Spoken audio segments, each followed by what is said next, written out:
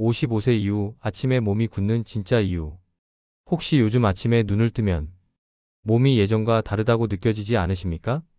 잠은 분명히 잤는데 몸이 가볍지 않고 허리나 어깨가 한 덩어리처럼 굳어 있는 느낌. 조금 움직이면 풀릴 것 같다가도 그 불편함이 생각보다 오래 갑니다. 많은 분들이 이렇게 말하십니다.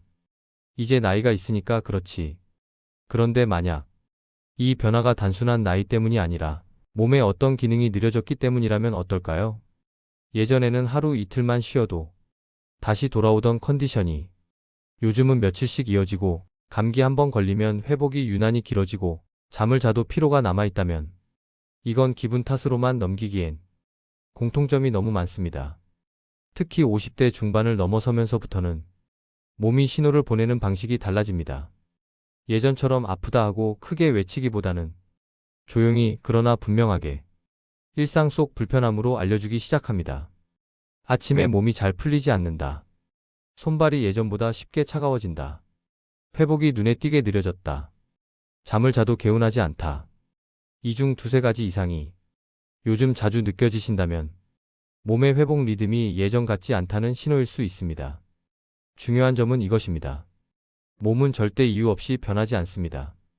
반드시 그 이전에 어떤 흐름이 먼저 느려지고 그 결과가 지금의 상태로 나타납니다.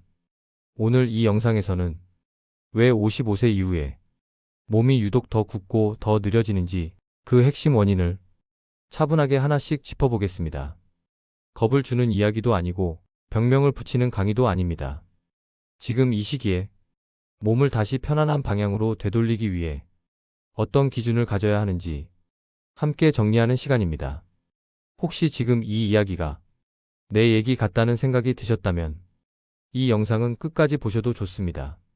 이런 흐름의 건강 이야기가 앞으로도 필요하다고 느껴지신다면 지금 구독을 눌러두셔도 좋습니다. 나중에 다시 찾으려다 놓치는 경우가 정말 많습니다. 자, 이제 본격적으로 넘어가 보겠습니다. 다음 챕터에서는 우리 몸의 회복과 방어가 어디에서 어떤 속도로 결정되는지 그 핵심을 이야기합니다. 몸을 지키는 속도는 어디서 결정될까? 앞에서 말씀드린 변화의 중심에는 한 가지 공통된 키워드가 있습니다. 바로 속도입니다.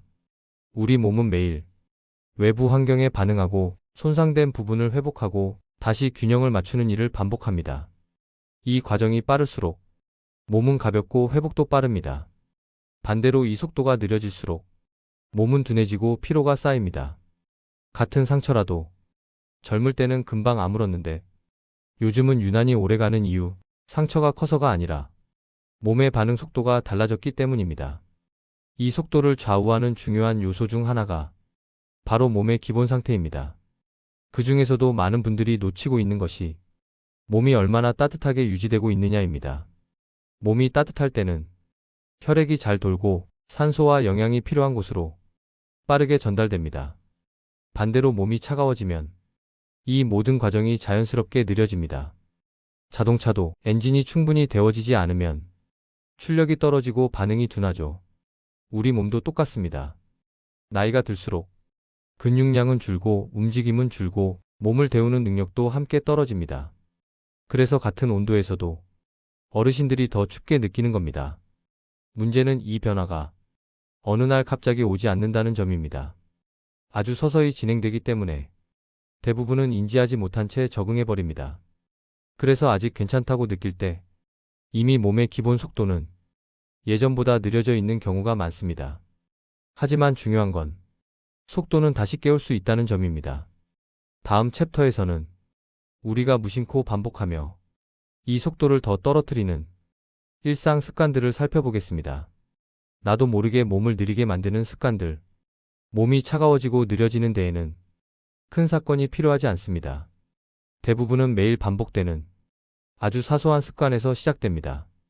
첫 번째는 움직임 부족입니다. 요즘 하루를 돌아보면 앉아있는 시간이 생각보다 훨씬 깁니다.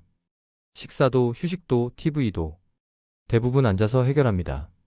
이렇게 되면 하체 순환이 먼저 떨어지고 몸 전체 균형이 함께 무너집니다. 두 번째는 차가운 섭취 습관입니다. 습관처럼 마시는 찬물, 찬 음료. 입은 시원할지 몰라도 몸속은 긴장 상태로 들어갑니다. 세 번째는 불규칙한 식사입니다. 끼니를 거르거나 한 끼에 몰아서 먹는 습관은 몸이 에너지를 아끼도록 만듭니다. 이 상태가 반복되면 몸은 스스로 속도를 낮추는 쪽을 선택합니다. 이런 습관들은 하루 이틀로 문제를 만들지 않습니다. 하지만 몇 년 쌓이면 지금의 불편함으로 나타납니다. 다음 챕터에서는 이 상태에서 몸이 어떤 신호를 보내는지 더 분명하게 정리해 보겠습니다. 몸은 이렇게 신호를 보냅니다. 몸은 말 대신 신호로 이야기합니다. 나이가 들수록 그 신호는 더 조용해집니다. 손발이 쉽게 차가워진다. 아침에 몸이 굳어 있다. 소화가 느리고 더부룩하다. 잠이 얕고 자주 깬다. 작은 피로가 오래간다. 이 중 몇 가지가 요즘 반복된다면 몸의 기본 리듬이 떨어졌다는 신호일 수 있습니다. 이건 병이라는 뜻이 아닙니다. 다만 몸이 조금 더 보호 모드로 들어갔다는 의미입니다. 문제는 이 상태를 오래 방치하면 몸이 그 상태에 익숙해진다는 점입니다. 그래서 다음 챕터에서는 이 흐름을 다시 깨우는 가장 현실적인 방법을 말씀드리겠습니다. 지금 당장 가능한 세 가지 변화. 이제부터는 열심히가 아니라 지속 가능한 것 이야기입니다. 첫 번째는 하루 한 번 몸을 따뜻하게 만드는 시간입니다. 특정 부위만 관리해도 전신 반응은 달라집니다. 두 번째는 짧은 움직임입니다. 운동이 아니라 몸에 신호를 주는 정도면 충분합니다. 세 번째는 섭취의 온도입니다. 무엇을 먹느냐보다 어떤 상태로 먹느냐가 몸에 더 큰 영향을 줍니다. 이 세 가지만 바꿔도 몸의 반응은 분명 달라집니다. 이제 마지막 챕터입니다.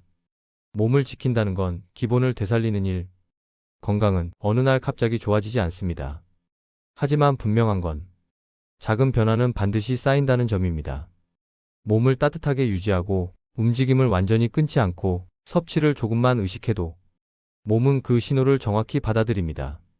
오늘 이 영상에서 한 가지만 기억하신다면 이 문장만 가져가셔도 충분합니다. 몸을 지킨다는 건 기본을 다시 살리는 일이다. 다음 영상에서는 이 기본을 더 강하게 만드는 수면 이야기를 이어가 보겠습니다.